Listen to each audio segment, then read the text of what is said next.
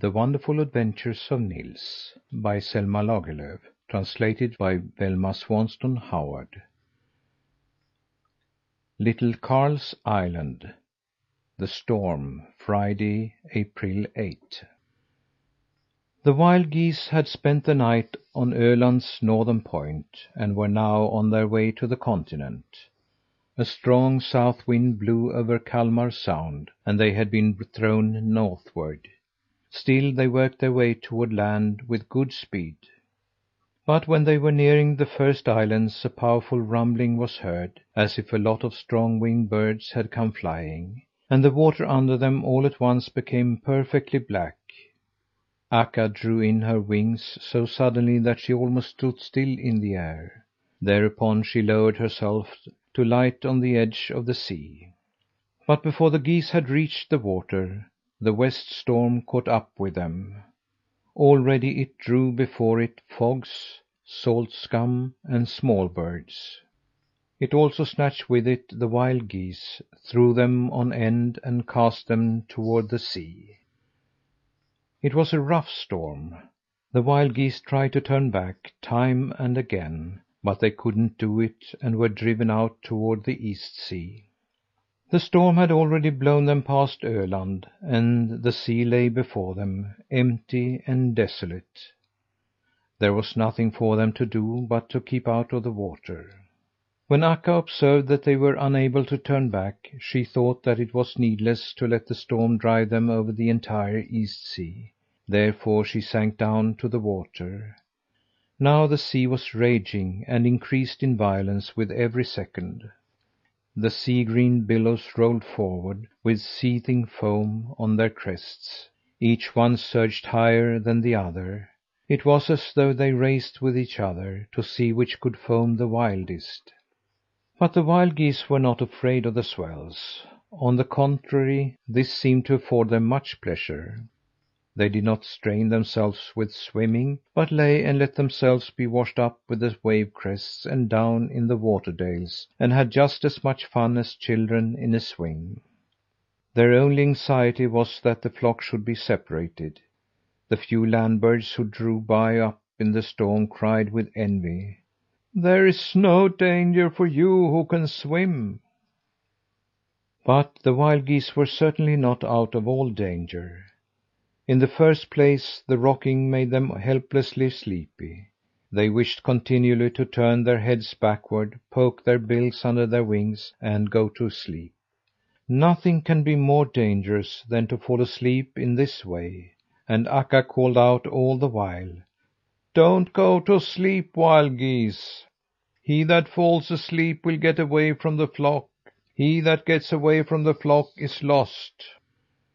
Despite all attempts at resistance, one after another fell asleep, and Akka herself came pretty near dozing off, when she suddenly saw something round and dark rise on the top of a wave. "Seals! Seals! Seals!" cried Akka in a high, shrill voice, and raised herself up in the air with resounding wing strokes. It was just at the crucial moment, before the last wild goose had time to come up from the water.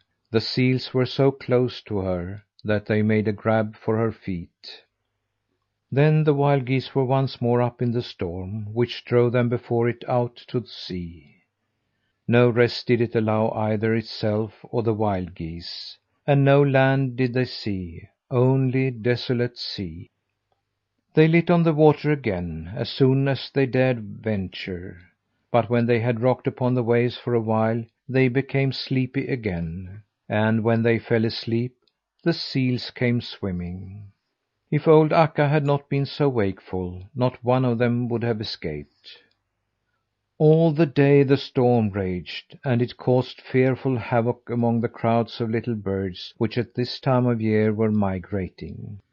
Some were driven from their course to foreign lands, where they died of starvation. Others became so exhausted that they sank down in the sea and were drowned. Many were crushed against the cliff walls, and many became a prey for the seals. The storm continued all day, and, at last, Akka began to wonder if she and her flock would perish.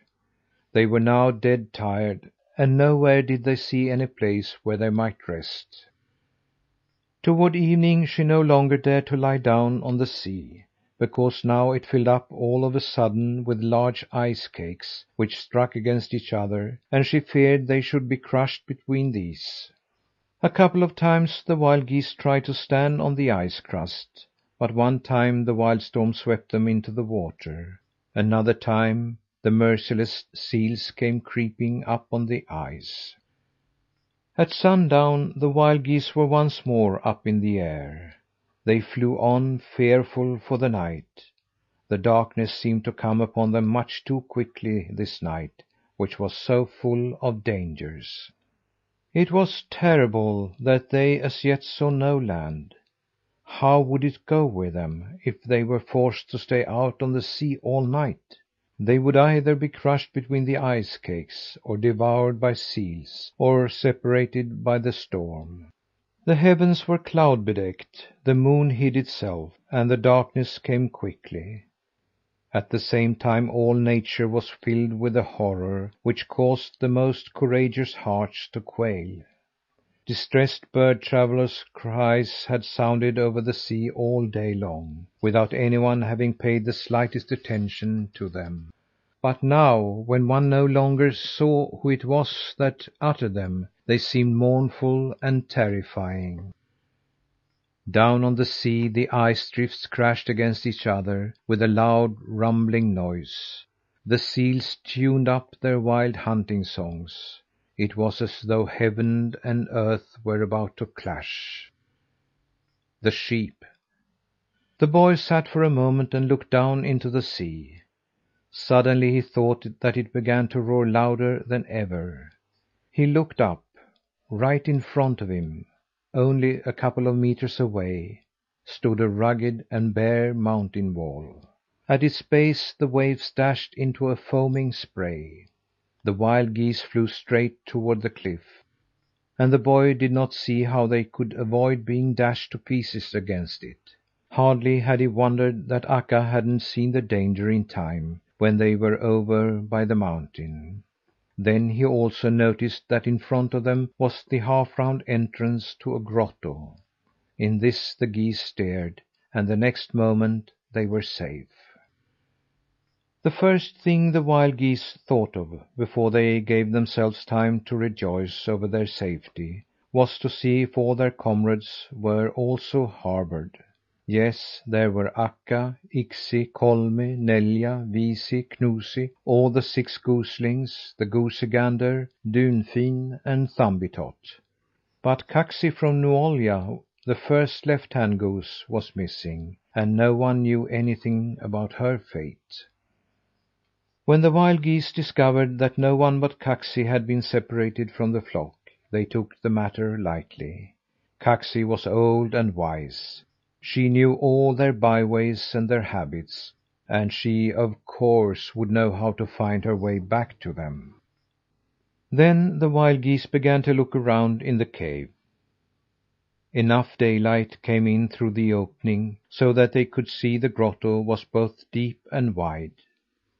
They were delighted to think they had found such a fine night harbour, when one of them caught sight of some shining green dots which glittered in a dark corner. "These are eyes!" cried Akka. "There are big animals in here!" They rushed toward the opening, but Thumbietot called to them: "There's nothing to run away from. It's only a few sheep who are lying alongside the grotto wall." When the wild geese had accustomed themselves to the dim daylight in the grotto, they saw the sheep very distinctly. The grown up ones might be about as many as there were geese, but besides these there were a few little lambs.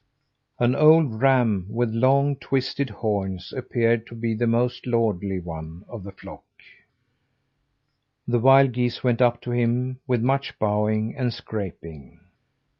"Well met in the wilderness," they greeted, but the big ram lay still and did not speak a word of welcome. Then the wild geese thought that the sheep were displeased because they had taken shelter in their grotto. "It is perhaps not permissible that we have come in here," said Akka. But we cannot help it, for we are wind driven. We have wandered about in the storm all day, and it would be very good to be allowed to stop here to night." After that a long time passed before any of the sheep answered with words; but, on the other hand, it could be heard distinctly that a pair of them heaved deep sighs. Akka knew, to be sure, that sheep are always shy and peculiar, but these seemed to have no idea of how they should conduct themselves. Finally an old ewe, who had a long and pathetic face and a doleful voice, said: "There isn't one among us that refuses to let you stay, but this is a house of mourning, and we cannot receive guests as we did in former days." "You needn't worry about anything of that sort," said Akka. "If you knew what we have endured this day, you would surely understand that we are satisfied if we only get a safe spot to sleep on." When Akka said this, the old ewe raised herself. "I believe that it would be better for you to fly about in the worst storm than to stop here. But at least you shall not go from here before we have had the privilege of offering you the best hospitality which the house affords." She conducted them to a hollow in the ground, which was filled with water. Beside it lay a pile of bait and husks and chaff, and she bade them make the most of these. "We have had a severe snow winter this year on the island," she said. "The peasants who own us came out to us with hay and oaten straw, so we shouldn't starve to death. And this trash is all there is left of the good cheer." The geese rushed to the food instantly. They thought that they had fared well, and were in their best humour. They must have observed, of course, that the sheep were anxious, but they knew how easily scared sheep generally are, and didn't believe there was any actual danger on foot. As soon as they had eaten, they intended to stand up to sleep as usual.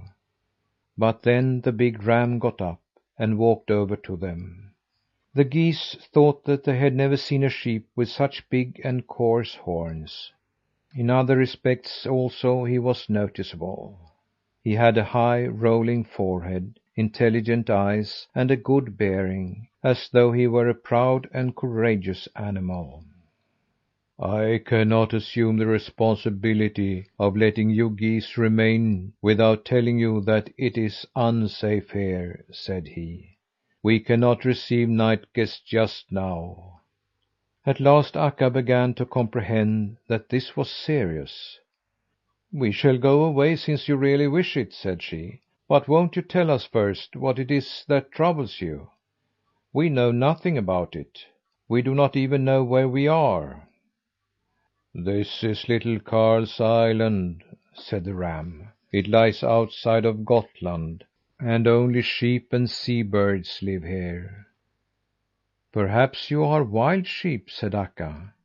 "We are not far removed from it," replied the ram.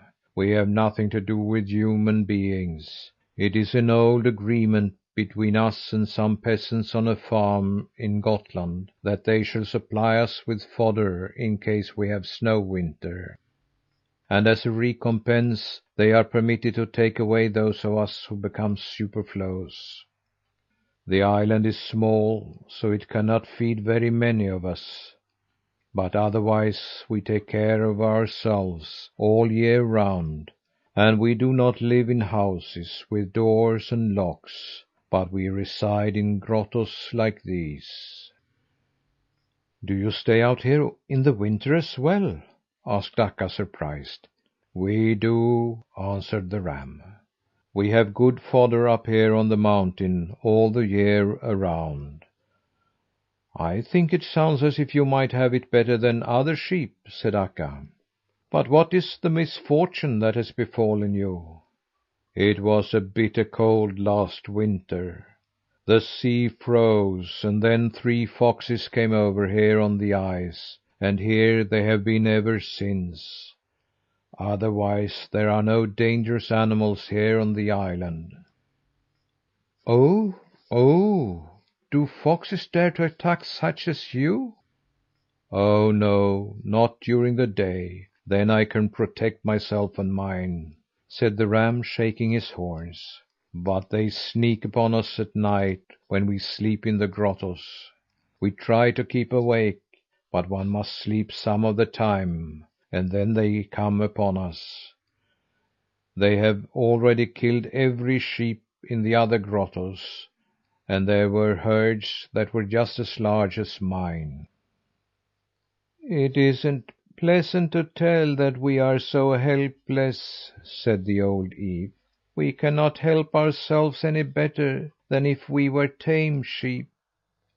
"Do you think that they will come here to night?" asked Akka. "There is nothing else in store for us," answered the old ewe. "They were here last night and stole a lamb from us. They'll be sure to come again, as long as there are any of us alive.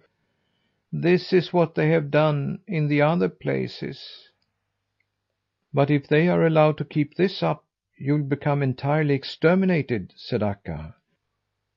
"Oh, it won't be long before it is all over with the sheep on Little Karl's Island," said the ewe.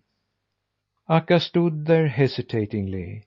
It was not pleasant by any means to venture out in the storm again, and it wasn't good to remain in a house where such guests were expected.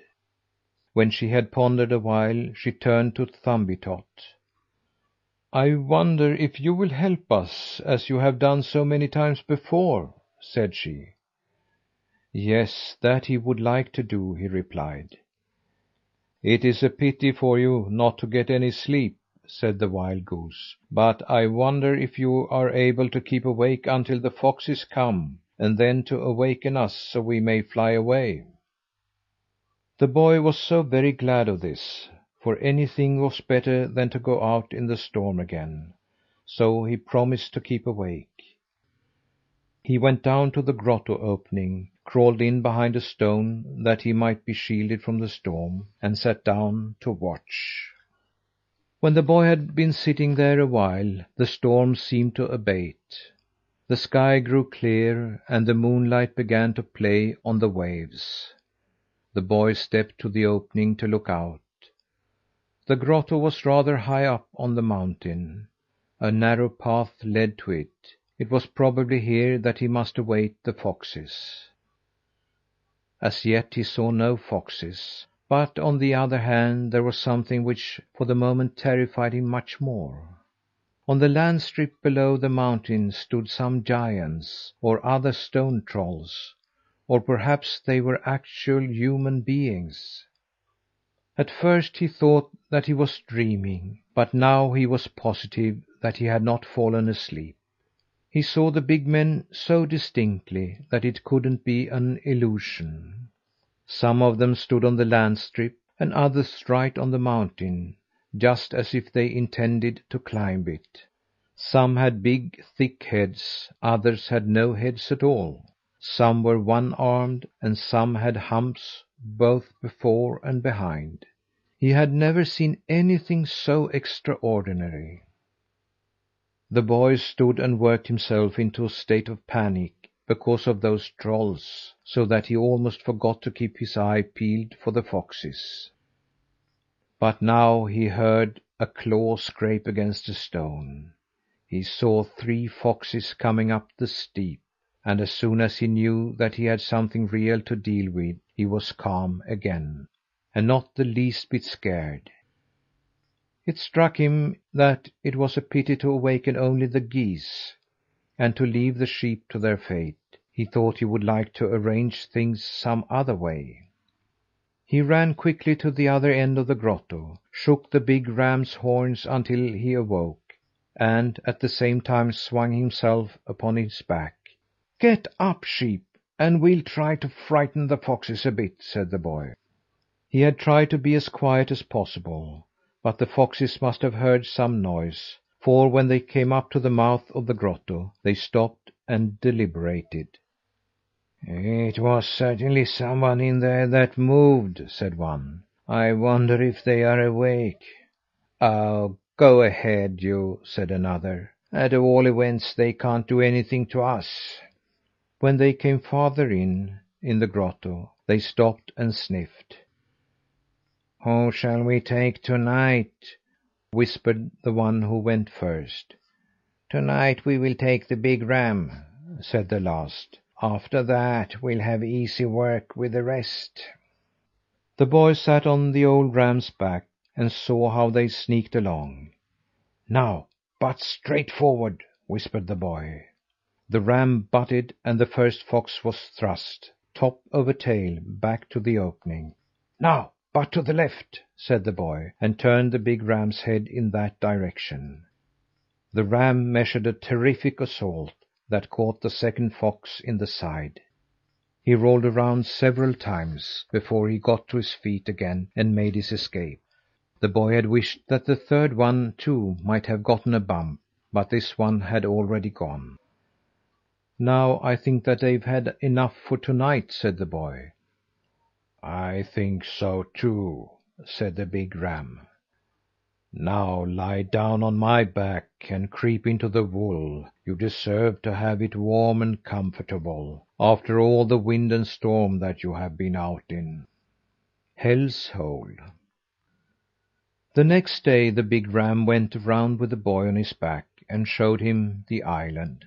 It consisted of a single, massive mountain. It was like a large house, with perpendicular walls and a flat roof.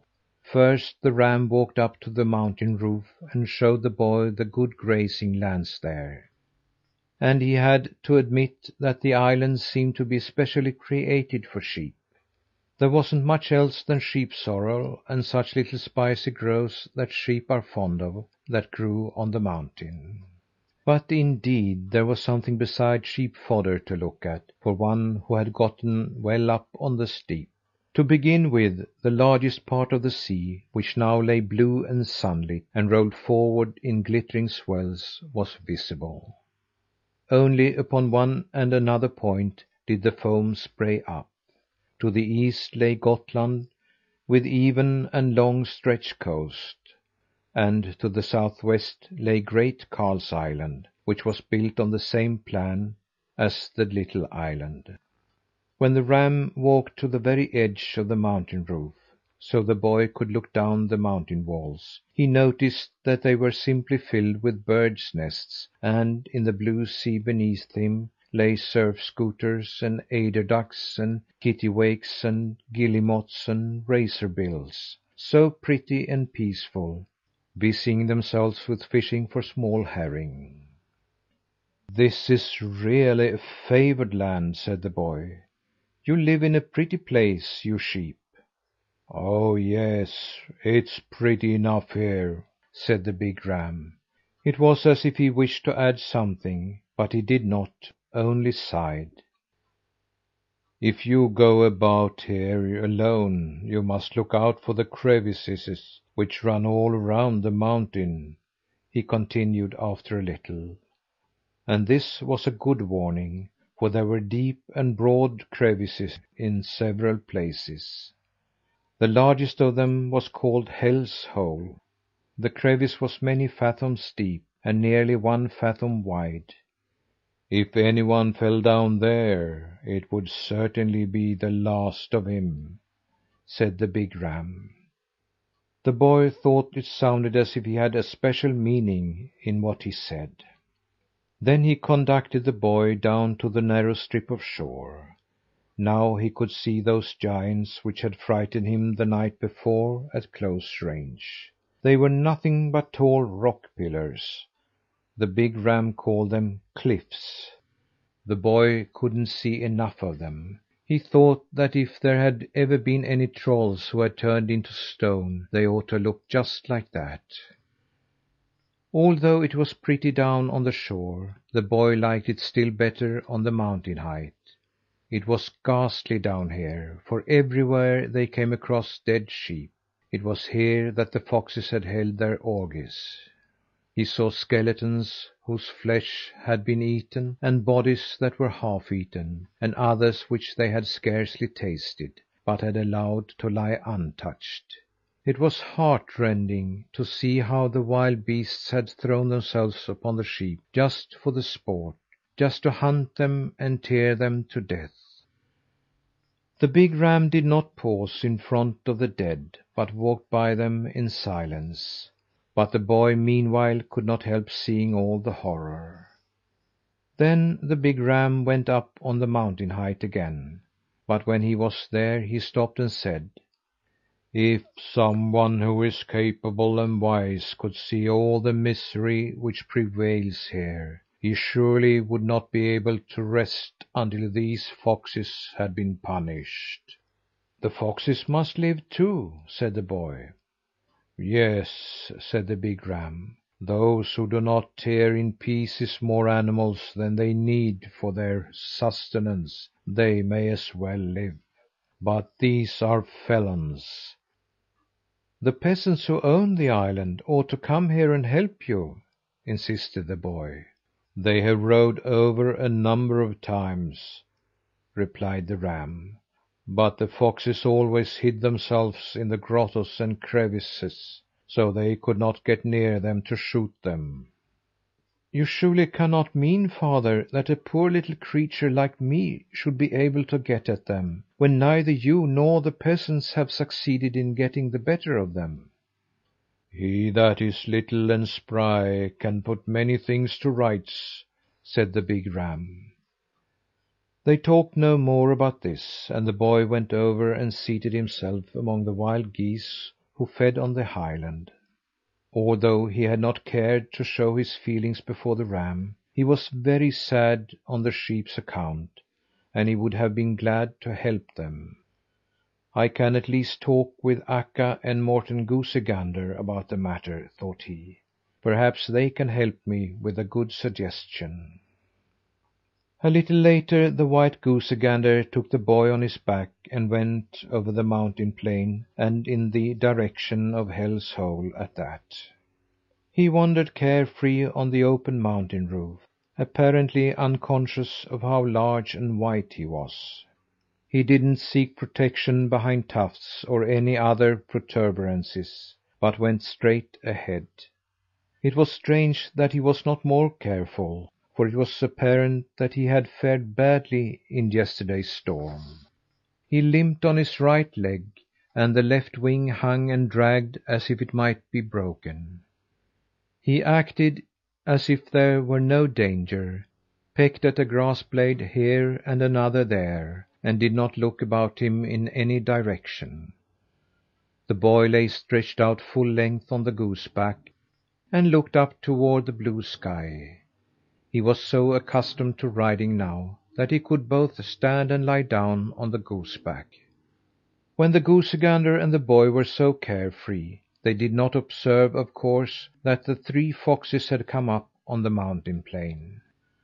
And the foxes, who knew that it was well nigh impossible to take the life of a goose on an open plain, thought at first that they wouldn't chase after the goosey gander. But as they had nothing else to do, they finally sneaked down on one of the long passes and tried to steal up to him. They went about it so cautiously that the goosey gander couldn't see a shadow of them.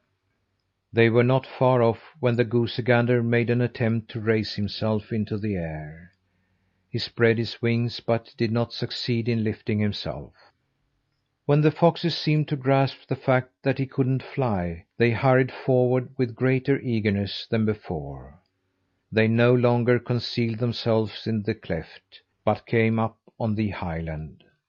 They hurried as fast as they could, behind tufts and hollows, and came nearer and nearer the goosey gander, without his seeming to notice that he was being hunted. At last the foxes were so near that they could make the final leap. Simultaneously all three threw themselves with one long jump at the goosey gander. But still, at the last moment he must have noticed something, for he ran out of the way, so the foxes missed him. This, at any rate, didn't mean very much, for the goosey gander only had a couple of meters headway, and in the bargain he limped. Anyway, the poor thing ran ahead as fast as he could. The boy sat upon the goose back, backward, and shrieked and called to the foxes: "You have eaten yourselves too fat on mutton, foxes! You can't catch up with a goose even!" He teased them so that they became crazed with rage, and thought only of rushing forward. The white one ran straight to the big cleft. When he was there, he made one stroke with his wings and got over. Just then the foxes were almost upon him. The goosey gander hurried on with the same haste as before, even after he had gotten across Hell's Hole. But he had hardly been running 2 meters before the boy patted him on the neck and said: "Now you can stop, goosey gander." At that instant they heard a number of wild howls behind them, and a scraping of claws and heavy falls. But of the foxes they saw nothing more. The next morning the lighthouse keeper on Great Karl's Island found a bit of bark poked under the entrance door, and on it had been cut, in slanting, angular letters: "The foxes on the little island have fallen down into Hell's Hole. Take care of them." And this the lighthouse keeper did too. Little Karl's Island.